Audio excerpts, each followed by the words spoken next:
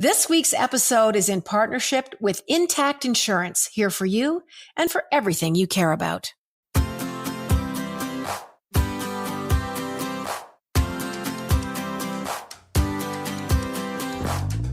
Hello, everyone. Hello.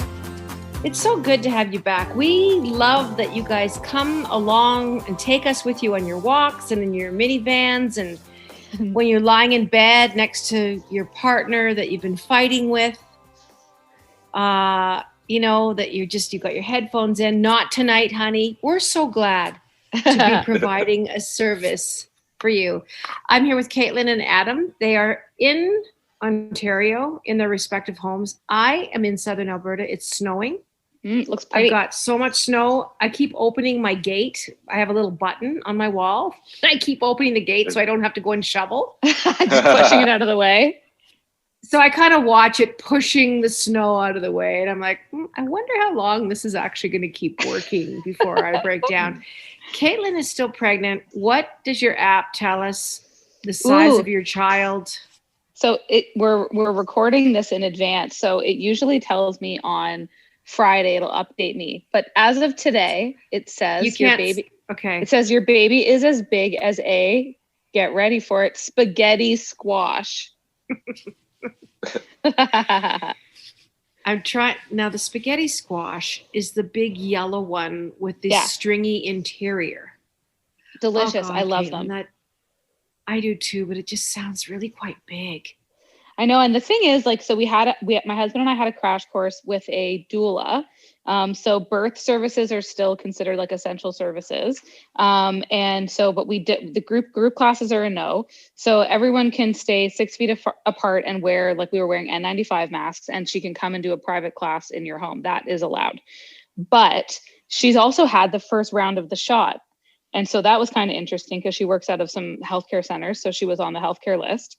So it was interesting to talk to her about that a little bit, but also she talked to me a ton about labor and delivery and what to expect. And I saw all these like diagrams and explainers, the stuff that happens to your body to make room for something the size of a spaghetti squash and bigger is crazy because it doesn't make any sense, but it works perfectly. Otherwise we'd all have babies stuck in us forever. Imagine twins, triplets, quads, the space that is made for 4 spaghetti squashes.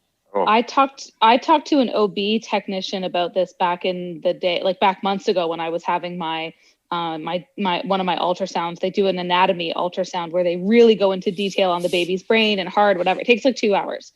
And I was chatting with this nice fella about it.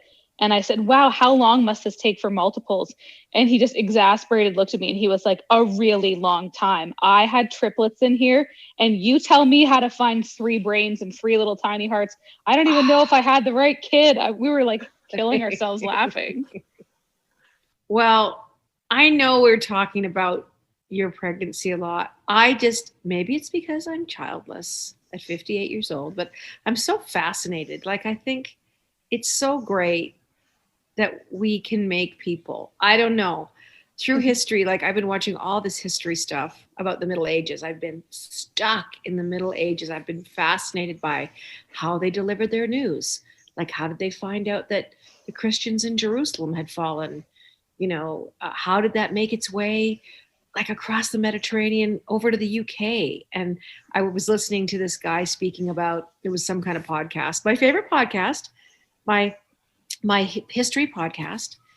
And then they got into this whole section, Caitlin, and of course I thought of you because it was midwifery and it was people having babies, and it was how unbelievably dangerous it was. So dangerous. To have children, like up until very recently, like the last 20, 30 years, giving birth was a crapshoot.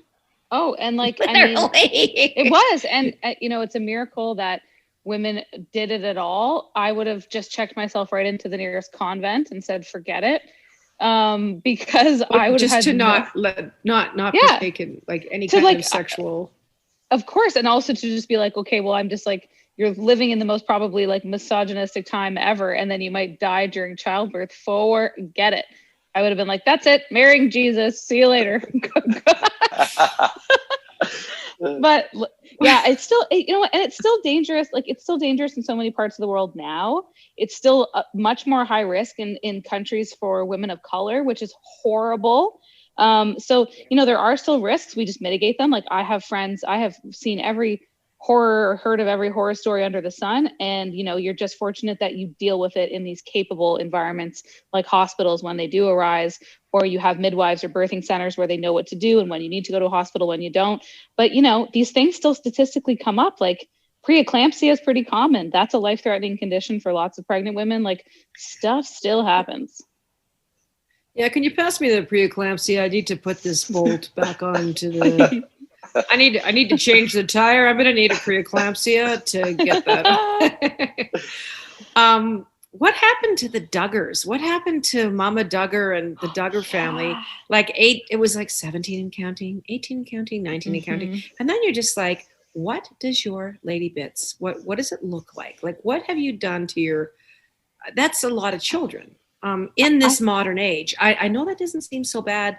The Catholics, I'm sure, in the 14th, 15th, 16th century, because so few of your kids survived, you kept having kids until you couldn't, until you kind of had a couple living in your house.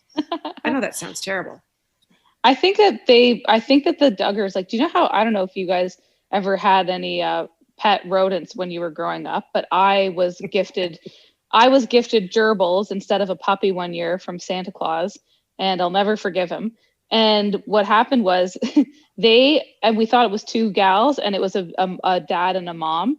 And they had so many litters over the course of time.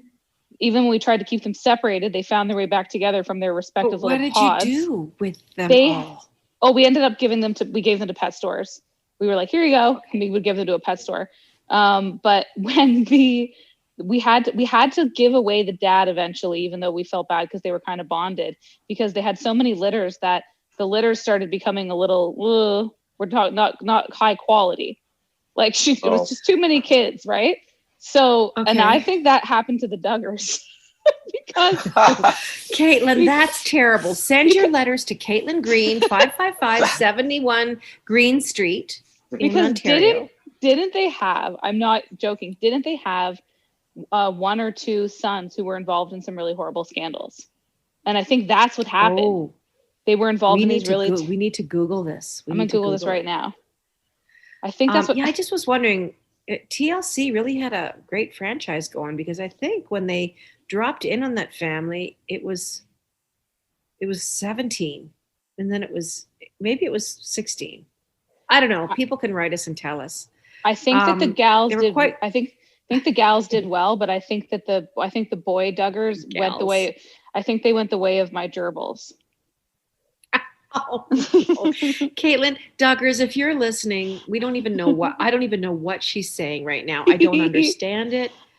I've talked about this before, but my mom's grandmother had 17 kids. She also had twins. She had one set of twins in there, but she also had some stillbirths. So it was more than 17.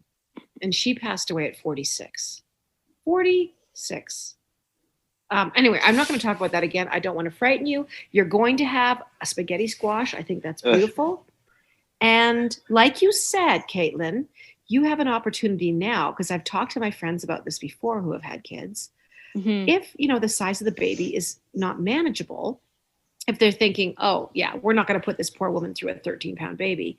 I had a friend of mine that actually picked the birthday of her child for her C-section. She's like, that's super common. I don't want February 7th. I think I'm going to go with February 9th because I don't want, Yeah, that's super common. There's tons of stuff that they do to mitigate this. And the most important thing for like women, who are going to have kids to know is that your body knows. They figure it out. Like when you don't have kids, like when I didn't have, when I wasn't pregnant before all this, it seemed like it made no sense at all. And then all you have to do is talk to any doula or midwife or OB where they do this a million times a day for their life.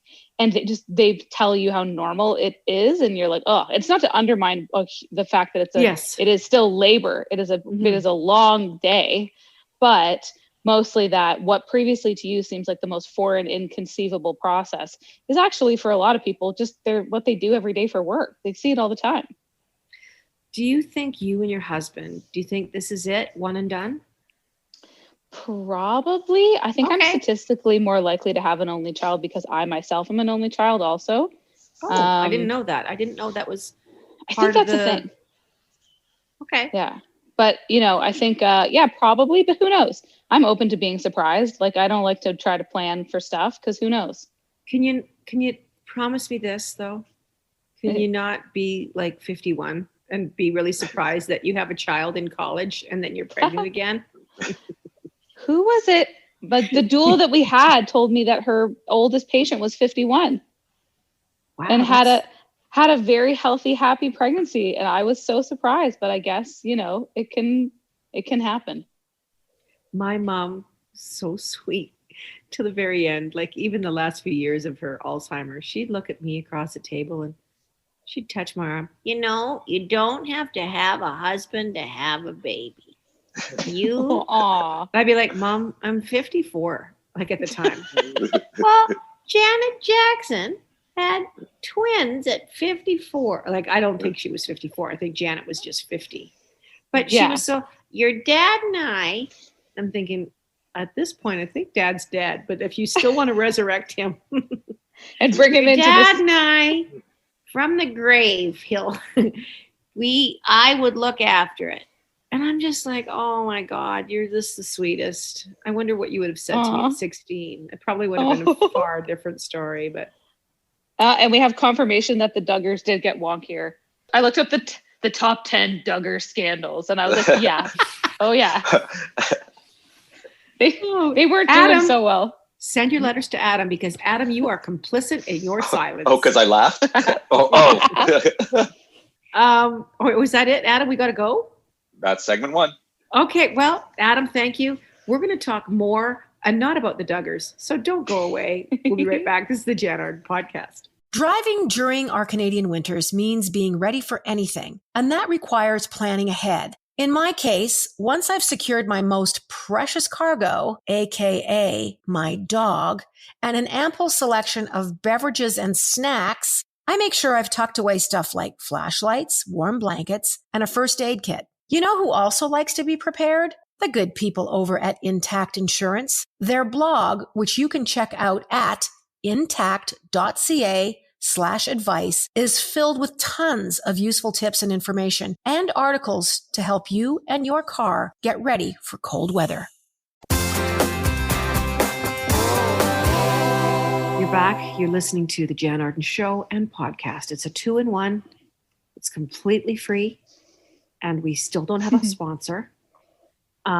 We were kind of hoping Starbucks might come in because I do enjoy Starbucks. Ooh. I like McDonald's French fries. Oh, I As love a vegan, it's the only thing I can eat there at McDonald's is their fries because they don't have a lot of vegan stuff. So I can have a pop and I can have a fries. But there's nothing else unless, and I have asked for this and don't judge me. We've gone through a drive-through, a picture us losers in a band, in a van, 2:00 in the morning. Anything that, the only thing that's open, sorry, I can't speak today. The only thing that's open is a McDonald's drive-through. And so I get a bun and I ask for lettuce, extra tomatoes and pickles. And they're like, excuse me. I'm like, yeah, could I just get a bun?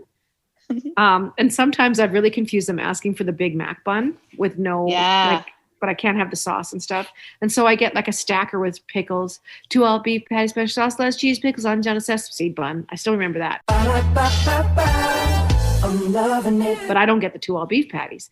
And you know what? In a pinch, the Big Mac bun with a drink and fries is not a terrible plant-based meal. Just saying. Huh. Back to the Duggars for a moment, Caitlin. Caitlin didn't go on. They really, the girls had offshoot shows, didn't they? I think so. So I think the gals made it out of that situation, that's their family situation, and didn't get sucked into too many scandals. But I think, and someone can correct me if I'm wrong, I think the boys were involved in some wonky scandals. I think it was some of the older kids, and I know there were some issues with like charity, like staging charity things and then taking all the money. And I just think, that maybe there were, maybe there's just too many Duggars, just statistically speaking, maybe a few of them had to wind up being crooks or something. Well, when you have that many kids, and I think they did get to 20, because Oh I my remember gosh, that no last way. pregnancy she had. Yeah, I think that last pregnancy she had was very difficult, Oh, and she was I bet. hospitalized. And Aw. but what always made me laugh was every kid was named with a J, and you ran out of the John, Janet's, just they were all very different names. I'm not going to say odd, like whatever you want to name your kid, as long as it's not Hitler. I think you're all right. Or Slurpee. Like, don't name your kid Slurpee. But it was all J's. So, like, how do you even go through that? Like, I know a family that's all C's and K's. Yeah. I know a few families I know a family that's like a lot of D's in one family. I think that it is a thing. Like they're, not for 20 though. They must have been running out of real names. They ran the whole. They should have just started at A and ran the alphabet. If they had 26 kids, they would have been golden. Sounds like they got pretty close. I didn't know there were that many. Geez, what a throwback! That is truly a name and a reality show that I had not thought about in ages. Well, I used to watch TLC a lot. Like whenever I turn on to TLC now, it takes me like an hour to find it. I'm like, is this TLC? Like, they're making swords. There's a bunch of guys that are tattooed making swords. It's some kind of a show to make a good sword. And I'm like, I don't know who watches this stuff. And anyway, TLC is not the station that I bought into many a year ago. It used to be really good. I liked Little People. I liked the show Little People, Big World. Yeah. But then they really got into a divorce. Things got really ugly with that couple. And they had two like normal sized children. And then they had one small, a little person.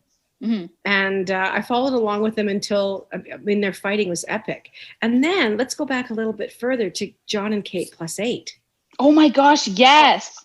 I've always wanted to talk to you guys about that show because she had two daughters, right? And then they had, was it sextuplets? Yeah, must have been. But she went through like a big thing. And then Honey Boo Boo. This was all TLC stuff. Okay, yeah. TLC, we are open to sponsorship, TLC, even though you're making swords now. Well, I was going to say, so because TLC, obviously the acronym stands for the Learning Channel.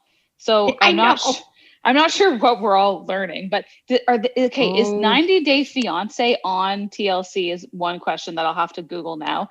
And the other one does TLC do the My Strange Addiction where people eat like their couch cushions and stuff? Yes, I love that show. Yeah, okay. Adam, yeah. Okay, just wait. I've never even heard of that. I don't even know.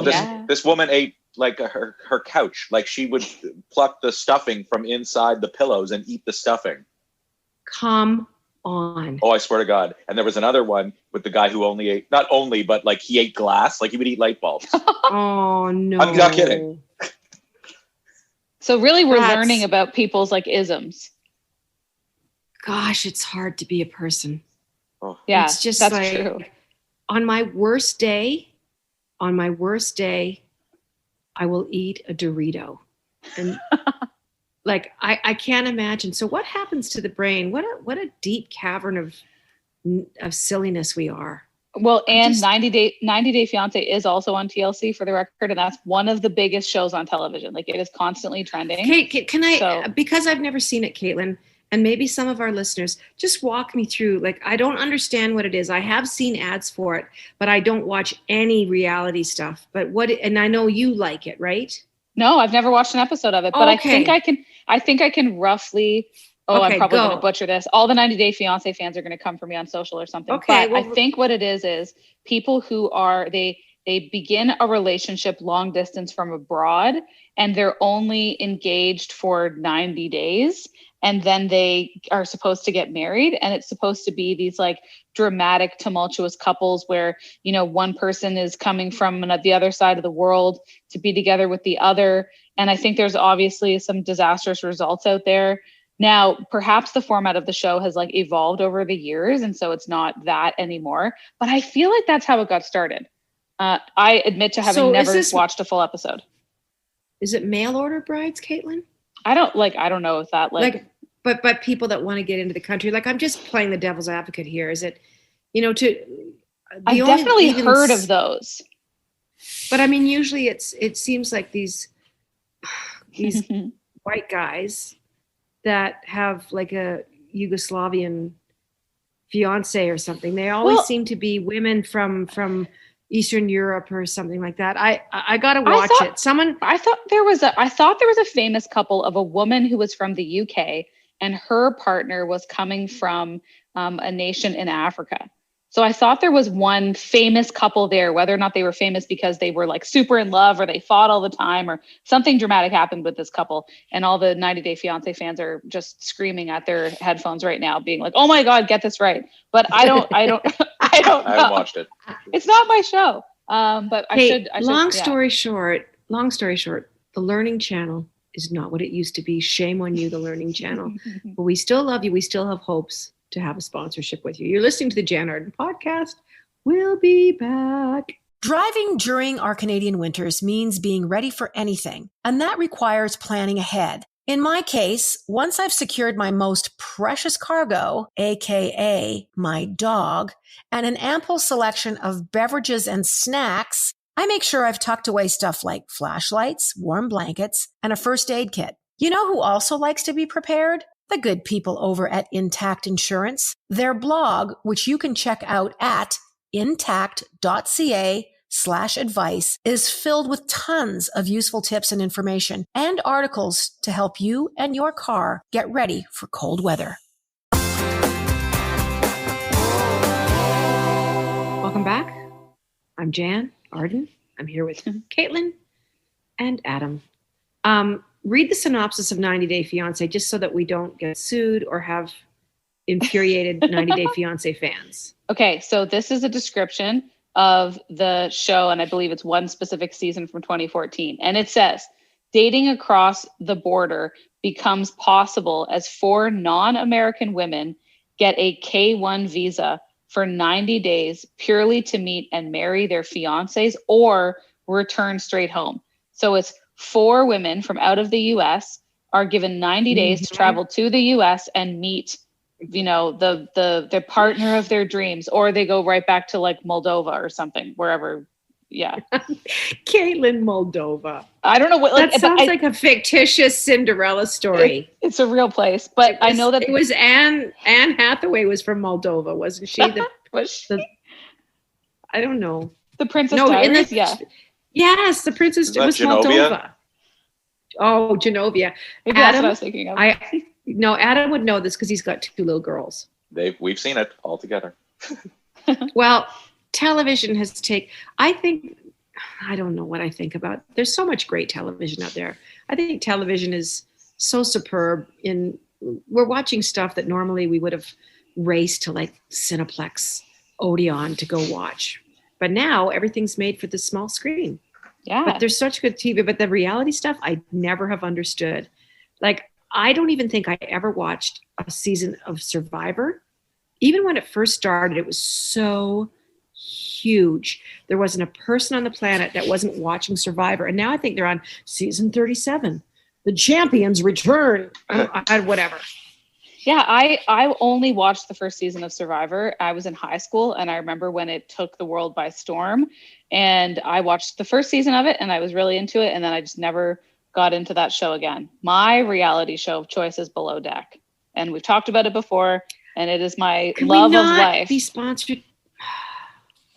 So this is the people that work on yachts. Mm-hmm. Yeah. And they work for, do you ever see the rich people on the yachts? Do we ever go above deck? Oh yeah. Okay. And it's what's called a charter yacht. It's not like one owner. It's like, so it's a charter yacht. So there is an owner of the yacht that you never see. But these people charter it. So every 2 to 3 days, you get a new group of rich people who come on the yacht, and they're served by the full season staff that you come to know and love or hate on Below Deck. And so they have the captain, and you see the captain, and then you have all the crew members, and it's just great. It's just people hooking up, fighting, drinking. Why do we want to watch other people's lives?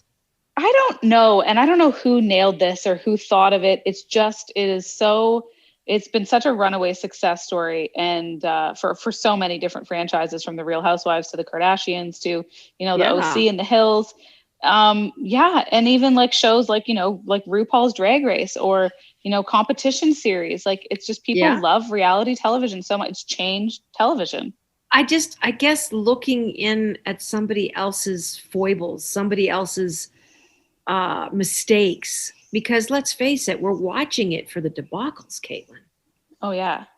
I want the debacles. I like the fact I'm a sucker for anything that involves a work environment as well as people's lives. So I don't love the shows that are kind of like, I've watched the Kardashians. I don't love it because they don't do a whole heck of a lot. And it's the same with a lot of the housewives, but I like the working environment on the yacht where you like watch them manage the boat and like dock it, and they have their different roles. And so I like an element of working as well, which is kind of cool.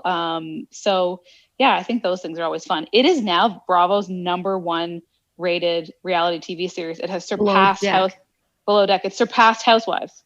Like, wow. People are into it. So what age group are we talking here?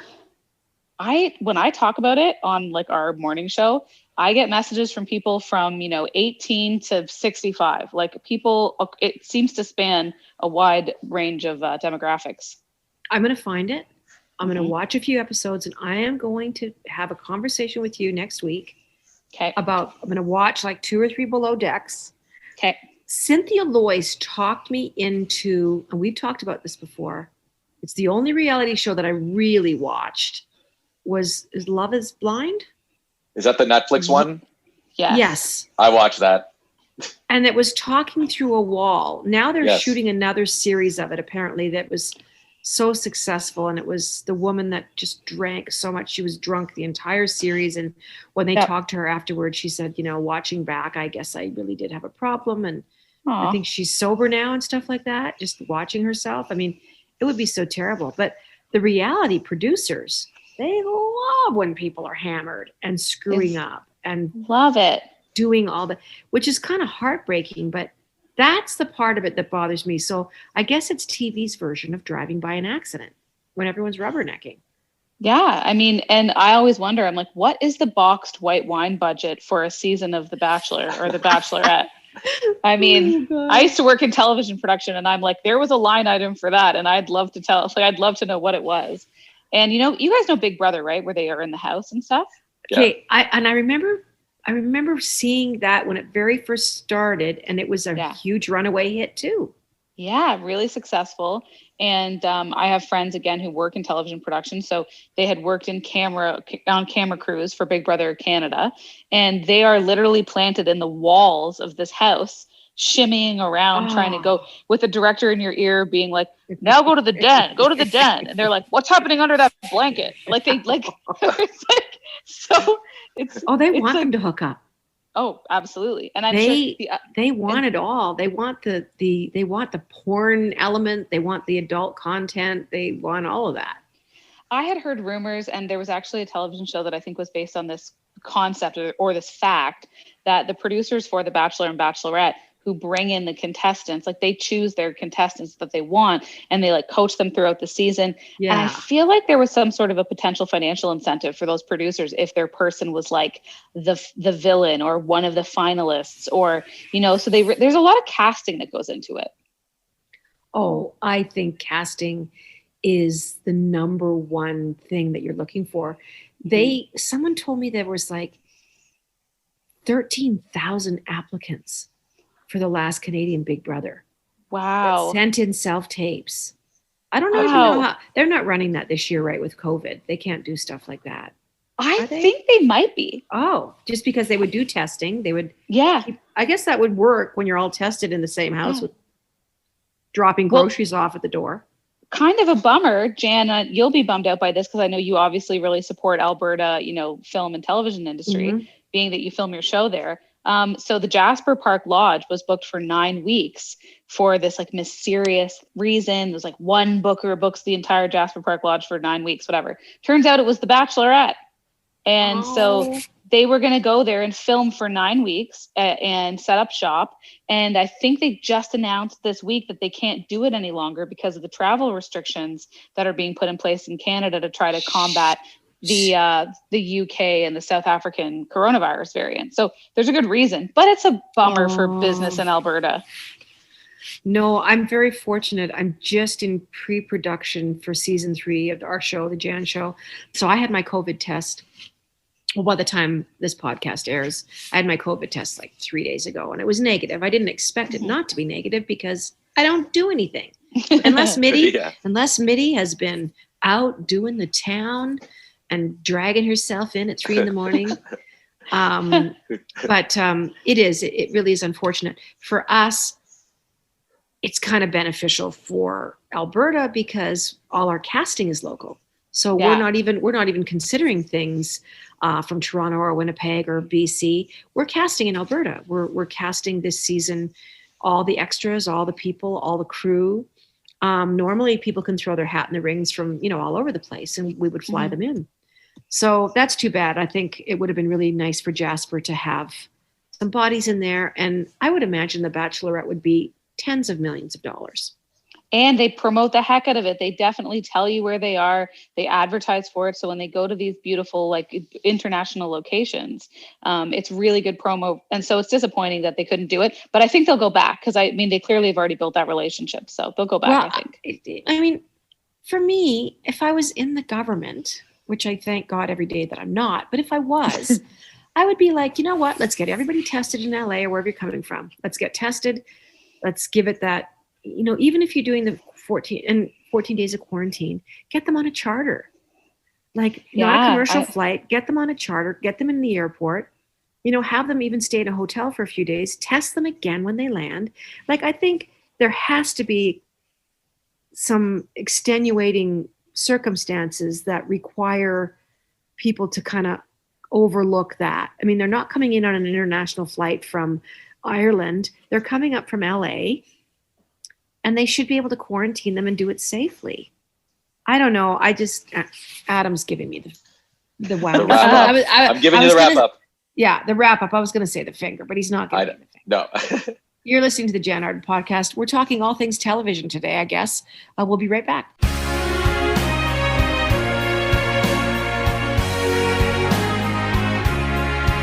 Welcome back to the Jann Arden podcast. So the Golden Globe nominations came out this week. Is Schitt's Creek in there all over the place, Caitlin? What do you're in the know? What's happening? Well, so for frame of reference, they've only very recently come out. And so I haven't had a chance to pore over all the details as of yet, but I know that they were nominated definitely for best comedy or musical for the television category, which was a big deal. I don't know about the specific performers, we'll find but the show itself was definitely nominated, and it's great. It's fantastic. There's always stiff competition with the Globes, but it'll be great to hopefully maybe they can win. I would love that. Award shows are so bizarre these days. I know. Once again, I think I'm sure they'll announce it officially, but I'm pretty sure the Junos will not be running in March as they normally do, which is such a bummer because, we have to be safe. There's just no doubt about it. Don't get me wrong, but it's the 50th anniversary of the Junos in 2021. Oh. So for 50 years, we've been doing a celebration of Canadian music. And, for a little country, not geographically, of course, we're one of the biggest countries in the world, but we have a population of 38 million people. For a while there, in the 90s, it was Celine, Shania, Sarah McLachlan with Lilith Fair. I think there was just a handful of women that were selling hundreds of millions of records. There was 5 Canadian girls. I was not one of them, but holy moly, Alanis Morissette, Avril Lavigne, they were huge, and they all came from small town Canada, probably. And now, obviously there are still some incredible Canadian female artists, but I was just thinking ahead that, this coming Sunday, the halftime show performer is The Weeknd. You've got a guy from Scarborough who is the halftime show performer. And I also thought if The Weeknd wanted to, he could have brought out on stage with him, if he did an all Canadian cast of guest stars, he could have brought out Shawn Mendes, Drake, and Justin Bieber. And these would be the guys who are like top of the charts for pop and hip hop and R&B. And they are the biggest artists in the ring. And they are all, Canadian. Every last one of them, Canadian. They're all from Ontario. Okay, well, now you're just rubbing that in. No, it is pretty incredible. And I get asked about it a lot when I'm traveling. I get asked about it a lot when I'm doing interviews. They're like, so, Jann, what's with what is there something in the water up there? There's so many great Canadian musicians. I mean, even if you go back 4 decades, you're looking at some of the best songwriters that have ever graced the planet. Leonard Cohen, Joni Mitchell. Gordon Lightfoot. Neil Young. Neil Young. Love Neil Young. I love Neil Young. And I'm talking globally. Like these were people that are so revered. So what, I mean, I never know how to answer the question, to be honest. They're like, what do you think it is? I'm like, I don't know. Winter? Is it that we have 8 months of winter and we just are in our cabins writing stuff? But it's pretty incredible.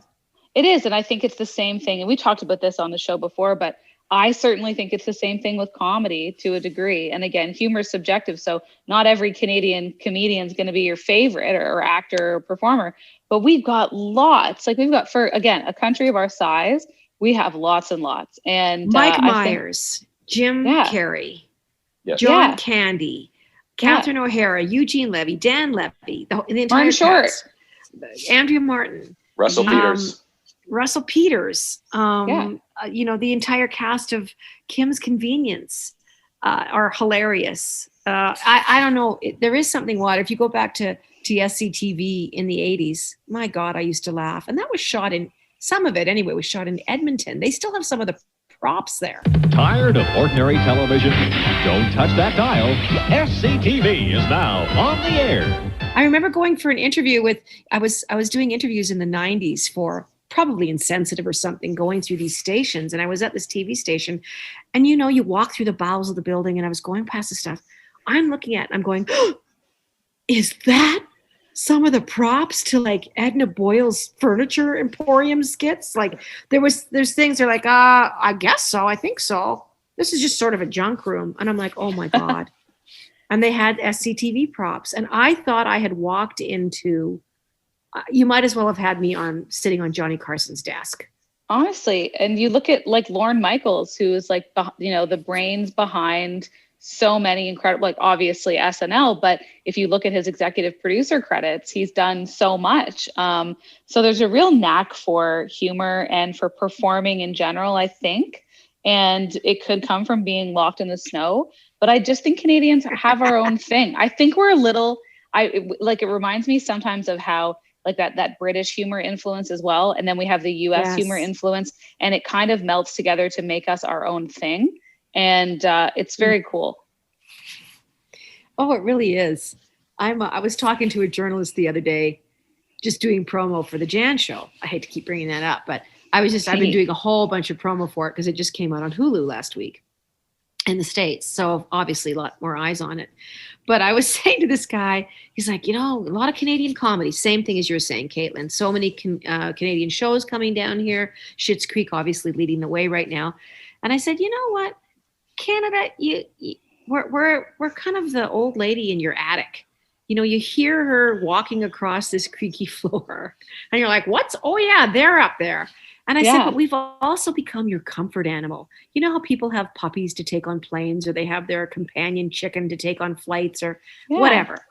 I said, we are your companion country. Canada is your companion country. We're here to quell your fears and to keep you, from feeling anxious. Well, this guy just laughed so freaking hard. He goes, you guys are our comfort country. And I said, you're stuck with us because we're hooked together. We are joined at the hip, literally. Yeah. You guys stress us out down there and we calm you down. Yeah, but it's so funny. There's still such a disparity with what they perceive of us. Like I talk to a lot of people from Arkansas. I talked to people from South Carolina. I was like talking to all these, New Mexico. And the questions they would ask me, I would literally shake my head, you guys, and go, are you being serious right now? Do you get a lot of American TV up there? I'm like, where do you think we are? God. I said, we get everything. So you get, I said, we get everything. I said, probably more than half of our programming, with the exception of the CBC, but certainly, is American content. Absolutely. But they have no idea. They have That's no wild. idea. When I told them how cold it was, and I said, now this is in Celsius. And she goes, I've heard of that. I said, sorry. I said, Celsius? She goes, yes. I said, well, it's the metric system. Yes, I have heard of that. She said to me, I've heard of that. Like the system that the rest of the world uses for measurement. And I shouldn't be, and I don't mean to be judgmental. So many people don't really travel outside their communities, and that's fine. There's lots of statistics that tell us that even people in Canada live within 200 kilometers of their home for most of their lives. They don't, and a lot of people haven't traveled. So I'm not going to point fingers. I don't know a lot about, well, anyway, it just doesn't surprise me. And I have to be more open because I'm going to be doing a lot of US press, and the questions are nutty. Good day, welcome to the Great White North Canadian Corner. I'm Bob McKenzie, this is my brother Doug. How's it going, eh? Well, okay, I have to ask, don't you ever get tempted, and I certainly would, don't you ever get tempted to have some fun with them? If it's like, do you ever get much US television up there? I'd be like, no, like we have a moose that hand cranks the TV and they do it for about, about an hour. Yeah, the moose, he's spinning that hand crank and it keeps the house warm, and we get to watch. We have one channel. Yeah. Maybe I should. I'll let you know. I'll get back to you. We just got a university here. Well, good for you. Congratulations on your first university. It would be very, very challenging for me not to do, I would say 50% of my interviews just as a full Canadian stereotype. I would have a really hard time with that. I promise to do a couple for you. Okay, good. Because they're all taped. They're all on some little television station somewhere. No, I just completely awestruck getting back to how much talent we have here. And it's always so inspiring. Anyone that's coming up through the arts right now, I know it's a tough time because you can't perform at theaters and you can't perform live and you can't do open stage mics. All you people that are aspiring to be actors and singer-songwriters and comedians, we will get back to it. I think we've got a year to plow through, though, don't you, Caitlin? Probably. I like look up to the sky and think, we've talked about this recently with some friends, and we were like, when do we really think we'll be able to maybe, fingers crossed, get on a flight and not be worried, right? And I was like, I hope it's Christmas. I hope that at Christmas time we can, but I could be being unrealistic because our vaccine rollout here has been moving at such a glacial pace. I could be off, but I don't know. I really hope Christmas, maybe. Yeah. I hope that I'm vaccinated by the fall, like October, November. Mm-hmm. I'm going to stick my arm out. I'll be like, give it on, get it, do it. I still have my Christmas tree up, and I did make a promise on the show, before Christmas, that I was leaving this up until I was vaccinated. And I am now. It was a running joke. Because I live alone, my one friend that, comes for dinner quite often and comes and hangs out, she's like, we can take your tree down. It'll take us like 20 minutes. I'll get the ladder. And I'm like, you know what, Lisa? I'm going to leave it up. She goes, wow, that's not a terrible idea. I said, I kind of made a joke that I was going to leave it up until I was vaccinated. And I think I'm going to leave it up till I'm vaccinated. And if that's November, anyway, that's it. That's our news. That's our show. Thank you for listening. Sponsors, we are here for you. If it's My Doll, if it's Kool-Aid, if it's, if it's The Bachelorette, we love you. Thank you for listening. Caitlin and Adam, we are all so grateful. We'll see you next week. You're listening to the Jann Arden podcast. Look after yourselves. Wear a mask. Wear shoes, pants, and underwear as well. And wear a smile under your mask.